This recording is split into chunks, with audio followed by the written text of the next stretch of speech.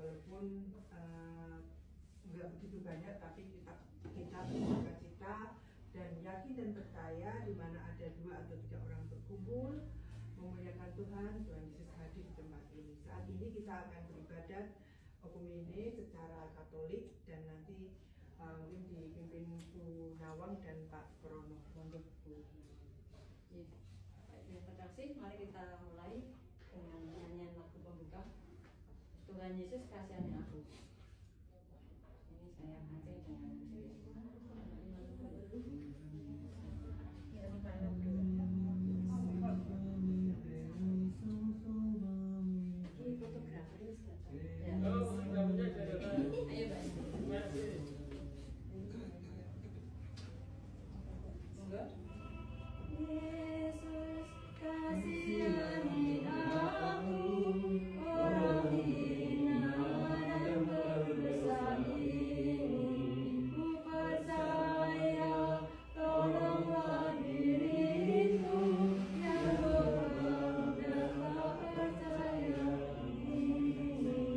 Aku buta, tak melihat Engkau, anak tahu kasihani aku, cukup Tuhan. Imanmu telah menyelamatkan aku, Tuhan Yesus kasihani aku, orang hina dan berdosa ini. Ku percaya, tolonglah diriku yang beban dan tak percaya ini. Baiklah, kita siapkan hati kita untuk ibadat pada hari ini. Dalam nama Bapa dan Putra dan Roh Kudus. Amin. Rahmat Tuhan kita Yesus Kristus, cinta kasih Allah dan persekutuan Roh Kudus beserta kita Sekarang dan selama-lamanya. Bapak, Ibu, dan saudara yang kasih di dalam Kristus, sudah selayaknya kita untuk bersyukur dan selalu bersyukur atas kelimpahan Tuhan, terutama pada hari ini kita diberi kesempatan untuk bisa bersama-sama melaksanakan ibadat ekumene di tempat ini. Hari ini kita akan mendengarkan sabda Tuhan dari Injil Lukas.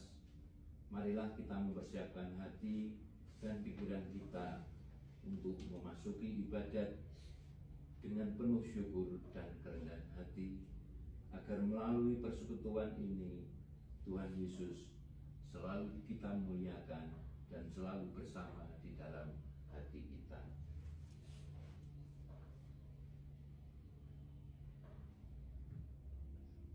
Marilah kita hening sejenak untuk mengakui akan kelemahan dan dosa-dosa kita, agar kita pantas ambil bagian di dalam ibadat ini.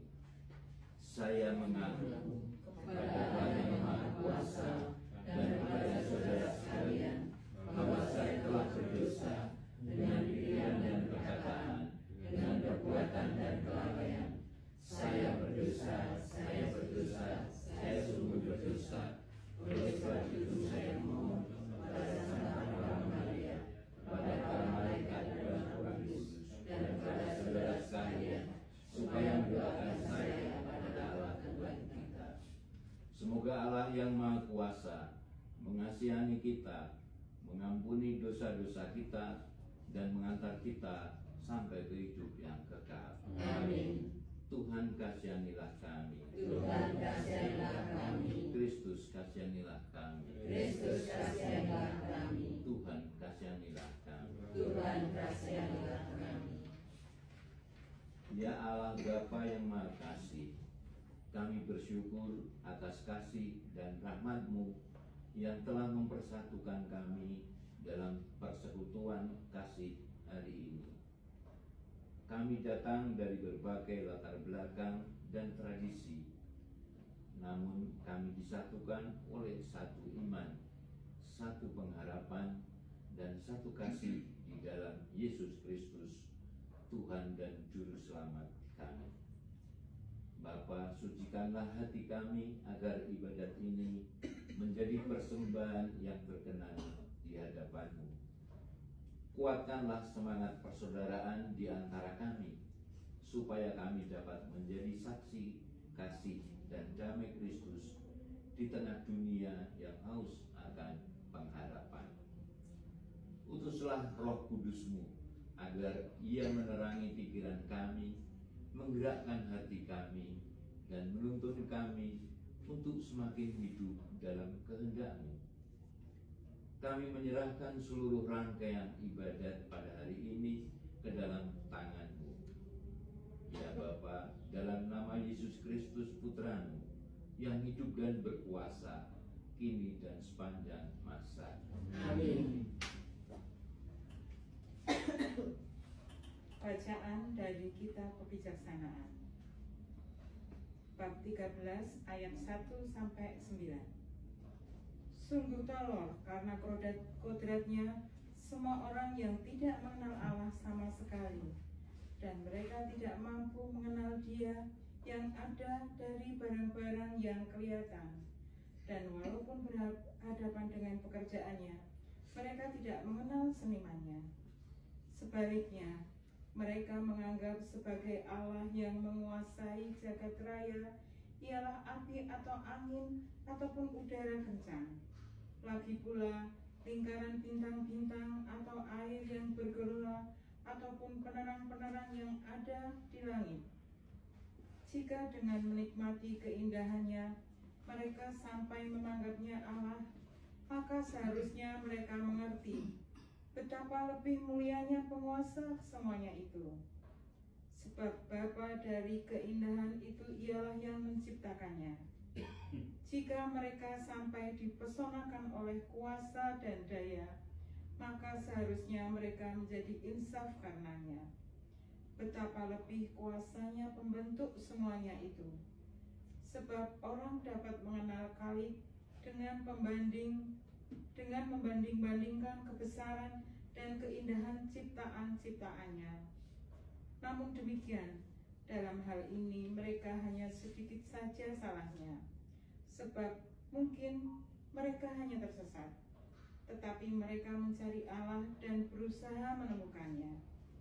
Karena mereka sibuk dengan pekerjaannya dan menyelidikinya, dan mereka terharu oleh yang mereka lihat. Sebab memang indahlah hal-hal yang kelihatan itu. Tetapi bagaimanapun juga mereka tidak dapat dimaafkan. Sebab jika mereka mampu mengetahui sebanyak itu, sehingga dapat menyelidiki jagat raya, mengapa gerangan mereka tidak terlebih dahulu menemukan penguasa kesemuanya itu? Demikianlah sabda Tuhan. Syukur kepada Allah. Berdiri. Haleluya, haleluya, haleluya, haleluya, haleluya,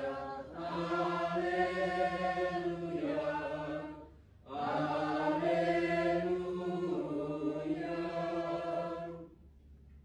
Barang siapa berusaha memelihara nyawanya, ia akan kehilangan nyawanya. Dan barang siapa kehilangan nyawanya, ia akan menyelamatkannya. Haleluya, haleluya, haleluya,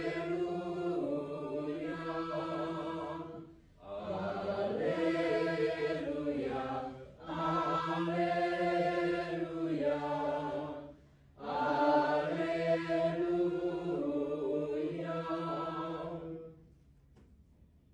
haleluya.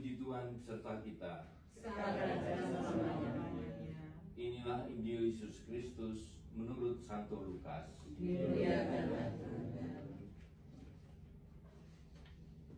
Dan sama seperti terjadi pada zaman Nuh, demikian pula lah halnya kelak pada hari-hari anak manusia.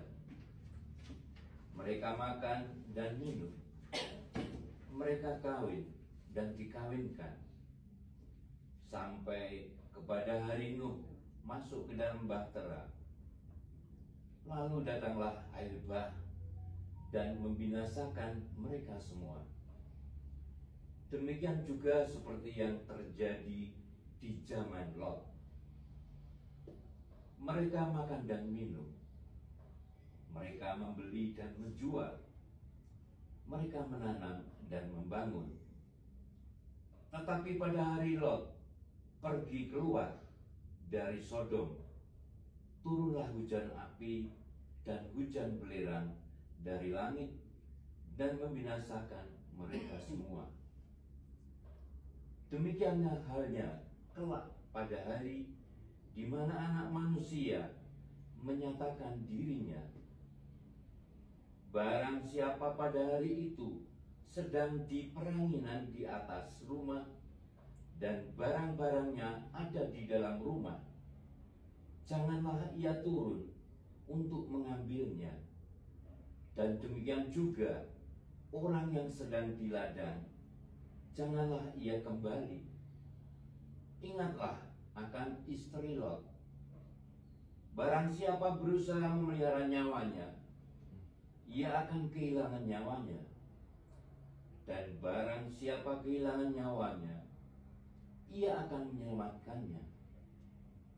Aku berkata kepadamu, pada malam itu ada dua orang di atas suatu tempat tidur, yang seorang akan dibawa dan yang lain akan ditinggalkan. Ada dua orang perempuan bersama-sama mengilang, yang seorang akan dibawa dan yang lain akan ditinggalkan.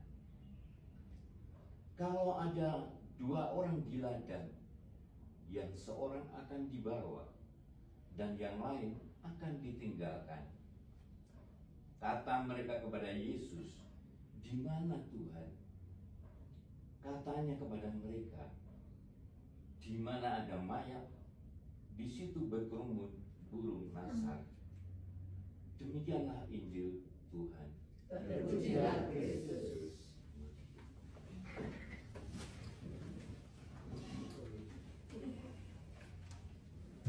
Bapak Ibu yang terkasih di dalam Kristus, ketika tadi di dalam Injil ini kaitannya dengan Lot. Lot itu siapa dan apa, gitu ya. Pada zaman Lot tadi dikatakan, Lot ini mempunyai dua orang anak, yaitu Anom dan Maaf, gitu ya. Jadi ada dua orang. Ya. Setelah Lot berpisah dengan Abraham, ya ini perjanjian lama, ya, maka Lot ini tinggal di kota kumuh, ya, di sini ya, di Sodom, gitu ya. Sodom, nanti ada cerita Sodom dan Gomora, gitu ya.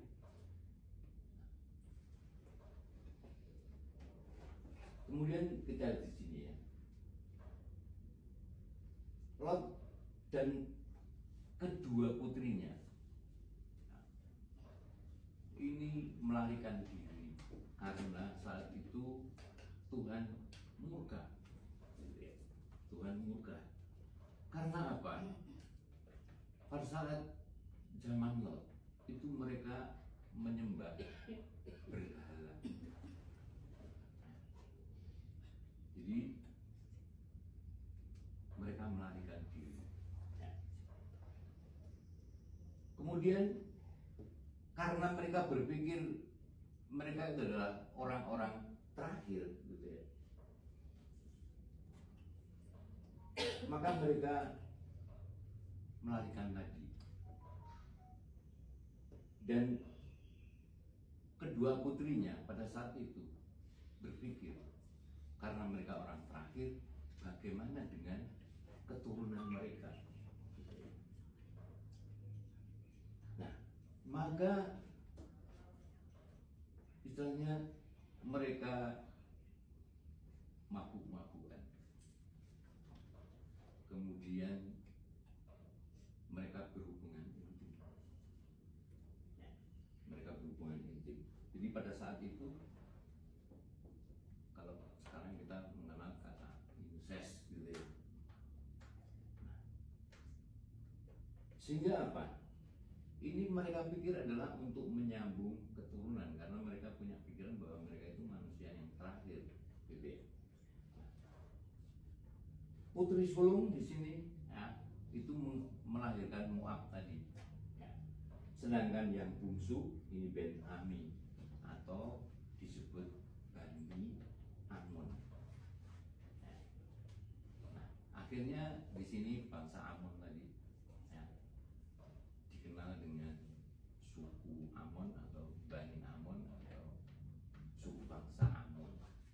Ya. Suku bangsa Amon ini mereka tidak menyembah kepada Tuhan, tetapi di sini salah satu dewa mereka adalah Malok. Malok ini patung, artinya mereka mendewakan patung yang ini disebut dengan dewa api. Ya. Kepalanya adalah kepala lembu, ya. Tangannya telur ke depan.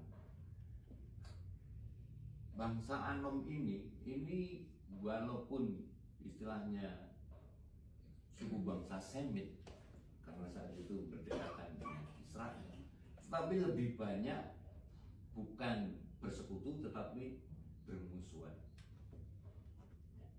Sehingga Tuhan juga istilahnya mengutuk mereka. Nah, sehingga inilah karena mereka ini menyembah berhala, maka dari kitab kebijaksanaan tadi ini adalah pemujaan terhadap berhala. Ya. Nah, nanti kita kaitkan dengan kehidupan kita. Ya. Maka apa? Keturunan dari katakanlah tadi suku Amon ini dimusuhi. Ya. Bahkan ketika Raja Saul ini yang bisa istilahnya saat memerintah Israel, ya, ini bisa membebaskan bangsa Israel. Bangsa Israel dulu kan bangsa yang terjajah. Kita perlu ingat bahwa kadang kita ini tanpa sadar itu juga istilahnya mungkin menyembah berhala tadi. Lewat apa? Tadi dikatakan bahwa seperti lukisan. Lukisan, kita melihat sebuah lukisan itu sangat indah, ya, tetapi justru kita melupakan penciptanya yang buat lukisan itu. Sama dengan dunia ini, kita sangat-sangat terpesona oleh dunia ini, tetapi kita sering melupakan apa? Yang menciptakan. Bahkan di masyarakat kita yang hedonisme, harta itu adalah, maka kita mengenal ada istilah harta, tahta, wanita. Ya, ketika orang itu memiliki harta yang banyak, kita jadi sombong. Ketika kita sudah sombong, kita pasti akan melupakan pencipta kita.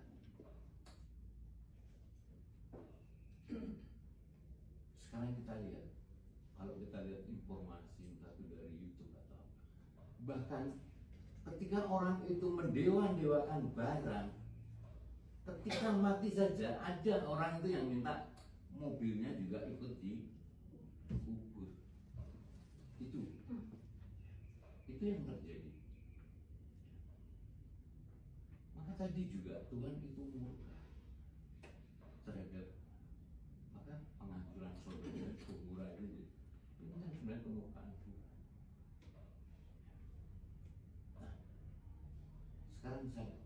satu, ini cerita ini real.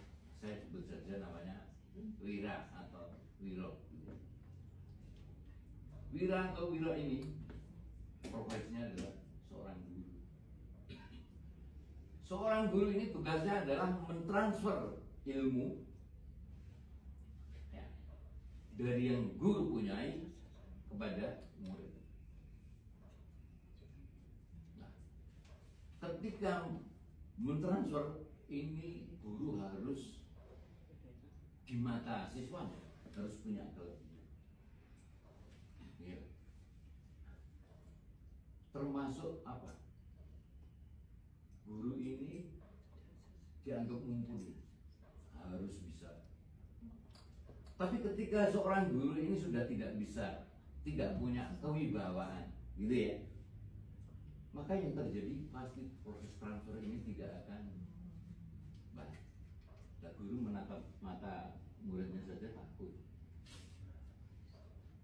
Maka ini nanti keliru atau tidak di akhir nanti mohon untuk dievaluasi. Wira ini mencoba karena dia orang Jawa. Nah, ada informasi bagaimana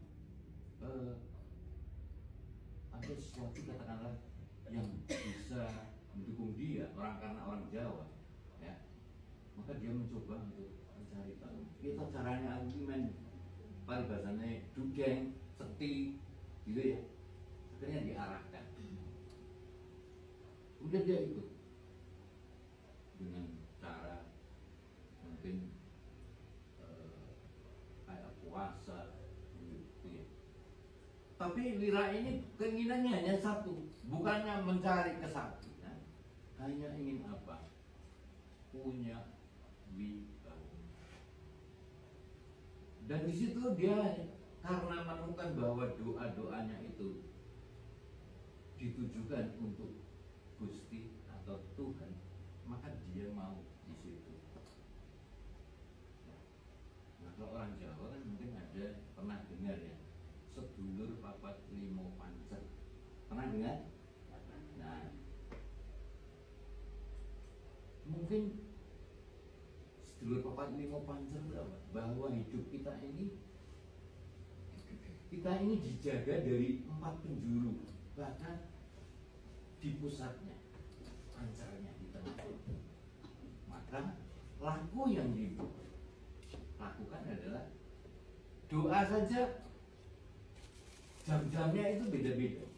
Nanti menghadap ke sana, menghadap ke timur, menghadap ke barat. Tapi tujuannya hanya satu. Dia hanya ingin apa? Mencari kewibawaan agar proses transfer itu bisa terlaksana. Wah, dia harus melakukan laku, puasa, sekian lama, ya. Bahkan pantangan-pantangan, ya. Itu dilaksanakan. Dan perlu kita ketahui juga pada saat ini, ketika informasi itu banyak kita lihat dari YouTube, orang kadang-kadang mulai goyah imannya. Sehingga apa? Ketika orang goyah, istilahnya sanksi terhadap iman yang diyakini, dia akan mencoba mencari solusi yang lain. Makanya sekarang pemerhati percayaan ini juga meningkat. Nah, dengan laku-laku yang tadi dilakukan, apakah ini kira-kira menyalahi atau tidak? Kalau dilihat dari sudut pandang iman kita,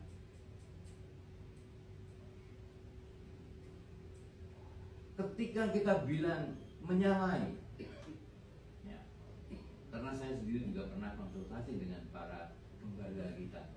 Ternyata para gembala kita itu juga ada yang menekuni semacam itu.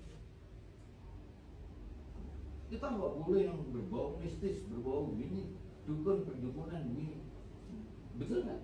Ada romo yang bisa menyembuhkan sesuatu dengan ini, medianya macam-macam, gitu ya.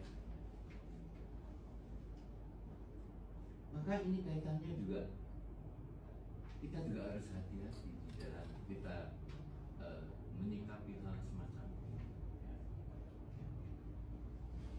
Maka di dalam kehidupan kita ini memang banyak ditawari. Ya. Bahkan ketika Tuhan itu memberikan kemudahan-kemudahan di dalam kehidupan kita, ya, kita diuji. Segala sesuatu yang kita inginkan bisa terrealisasi. Kita jadi sombong. Saya tidak perlu Tuhan lagi. Oh, saya bisa.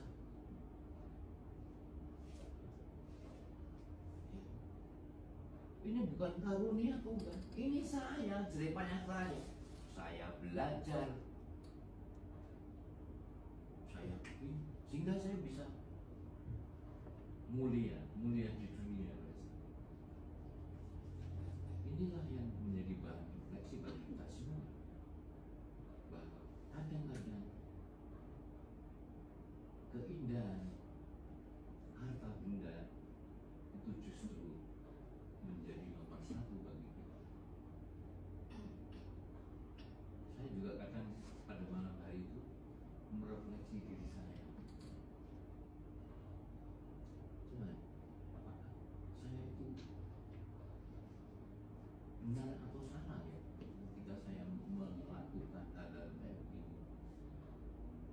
Tuhan, saya harus bagaimana? Saya pun kadang-kadang pernah saya terbesit. Jadi orang Katolik itu apa sih fungsinya?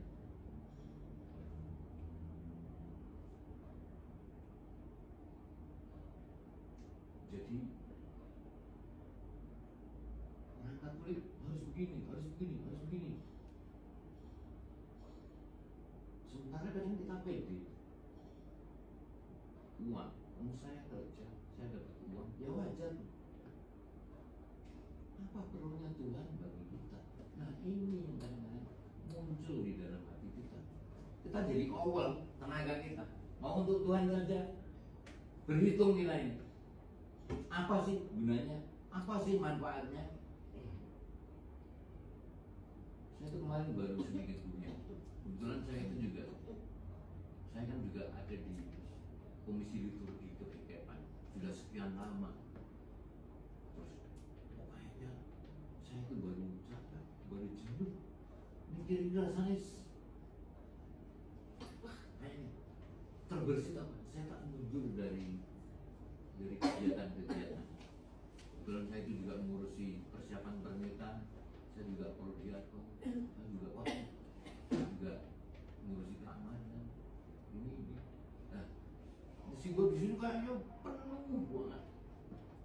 Saya mencoba merefleksi apa yang harus saya lakukan Tuhan. Ini mungkin agar mati telepon sama saya. Orang besok Jumat ini pimpin ya.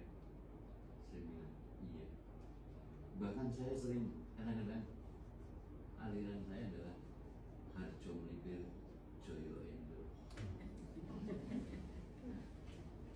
Nah, orang biasanya kan kalau nggak mau kan melipir pergi, ya kan, biar nggak ketahuan. Joyo Endo dikasih tugas nggak mau. Rasanya apa itu ya? Akhirnya saya bilang, iya Pak, saya bilang. Tapi nanti mohon untuk tagnya Pak. Jadi ini terima kasih Gunawan. Ini teksnya saya sudah disajikan Gunawan. Ya. Maka Tuhan mengingatkan kita. Kenapa? Ya, Tuhan murka. Ya, bahkan pada saat Nabi Nuh, ya, Nabi Nuh masuk ke perahu yang lain, semua dibunuh, hanguskan, dimatikan. Demikian juga kita, ketika nanti kita ini sudah tidak bermanfaat, sama seperti pohon ara, nah, kita akan juga dimakan. Lalu kita mau bergantung pada siapa? Ketika kita sudah tidak punya Tuhan lagi, kita sudah tinggalkan Tuhan lagi. Bapak dan Ibu, jadi ini adalah bahan refleksi bagi bukannya semakin jauh, tetapi semakin mendekat. Karena memang kadang tugas yang dibebankan pada kita ini syarat. Mungkin ya, Bu Nawang ini ya ketika sudah menjadi prodiaga, isinya hanya tuntutan. Nanti mimpin ini, nanti mimpin ini. Kayaknya prodiaga itu mumpuni banget. Ya kan? Wah, ada bulan kitab suci harus standby, ya. Ada Advent, masa Advent harus siap. Pokoknya jadi prodiaga harus selalu dianggap siap gitu ya. Nah ini satu tantangan saya rasa. Maka apa? Ya memang benar bahwa salib itu sungguh-sungguh adalah beban kita. Kalau kita rasakan berat, tetapi Tuhan pasti akan memberikan, akan selalu menguatkan kita. Amin.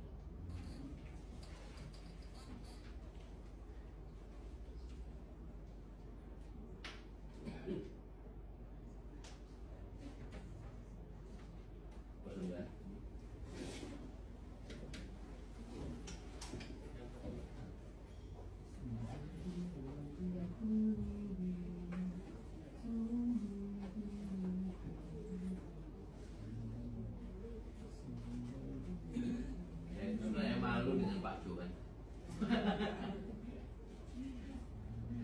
Yuk, kita nyanyikan lagu persembahan nomor 378. Coba 378.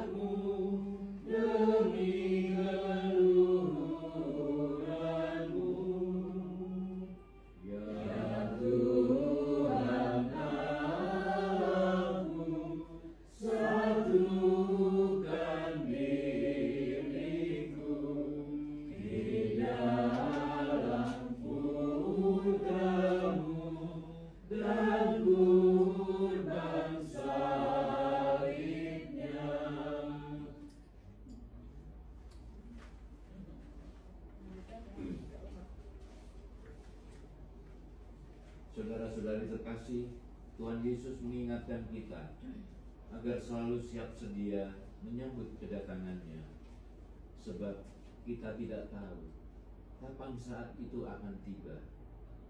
Marilah kita berdoa kepada Allah Bapa yang penuh kasih, agar kita senantiasa hidup dalam iman dan kesiapsediaan. Bagi gereja di seluruh dunia, semoga gereja senantiasa setia mewartakan kabar keselamatan dan mengajak umat untuk berjaga dalam iman, harapan, dan kasih sambil menantikan kedatangan Kristus yang mulia.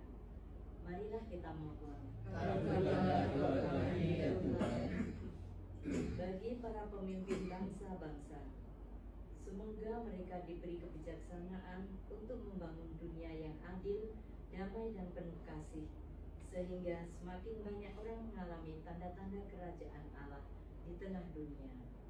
Marilah kita mohon.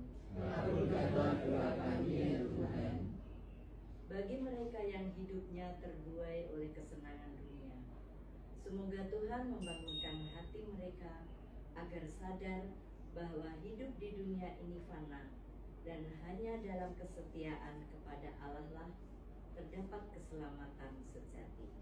Marilah kita mohon.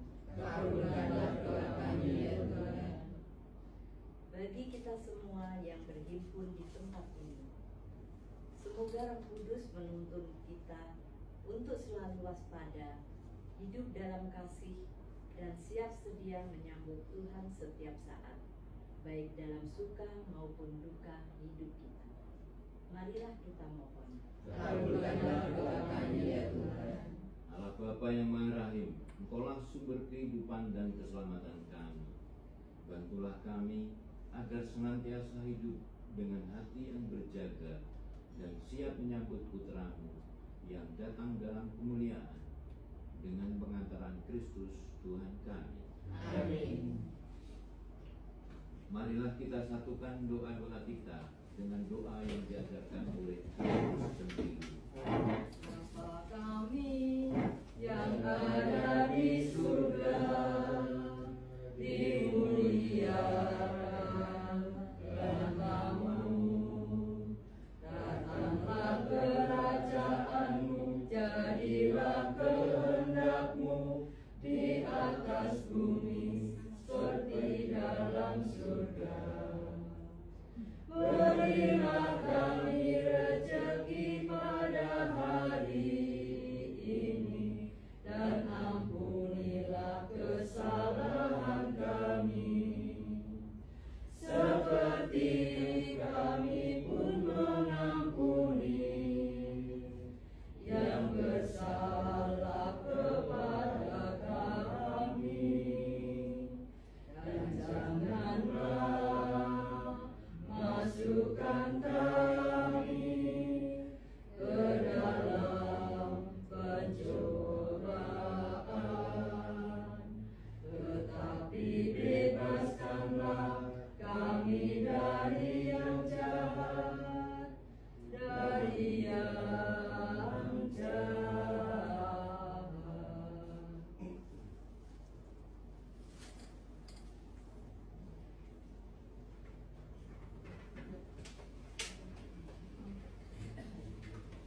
Marilah kita tutup dengan berdoa bersama.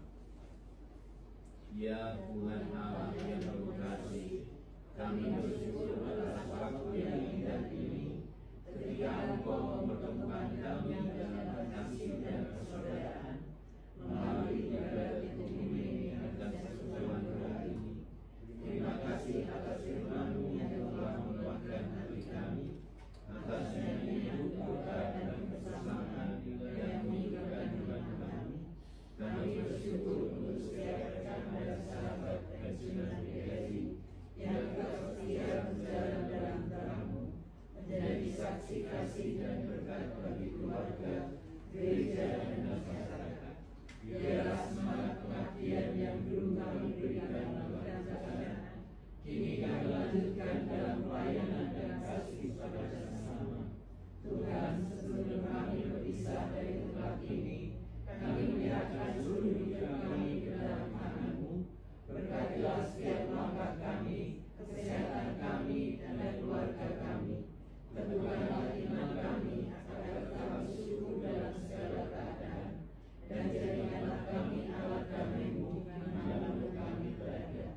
Ketika kami menutup ibadat ini, biarlah kasih Kristus tetap menyala dalam hati kami, menjadi sumber sukacita dan harapan setiap hari. Demi Kristus Tuhan dan Pengacara kami. Amin. Tuhan beserta kita, sekarang dan selama-lamanya. Semoga saudara-saudari dan keluarga kita senantiasa dilindungi, dibimbing, dan diberkati oleh Allah yang Maha Kuasa. Dalam nama Bapa dan Putera dan Roh Kudus. Amin. Ibadat ekumeni telah selesai. Marilah pergi mewartakan cinta kasih Tuhan.